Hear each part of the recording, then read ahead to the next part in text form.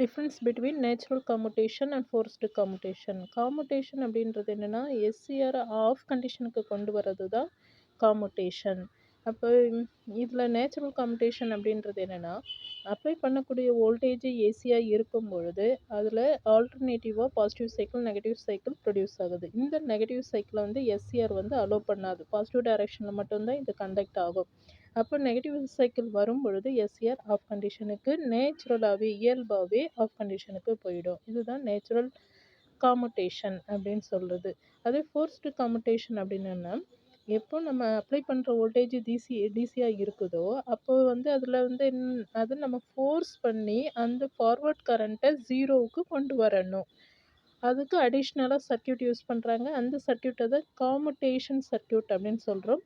அப்போ commutation circuit use பண்ணி எஸ்சிஆரை of கண்டிஷனுக்கு கொண்டு வர்றது ஃபோர்ஸ்டு கம்யூட்டேஷன்.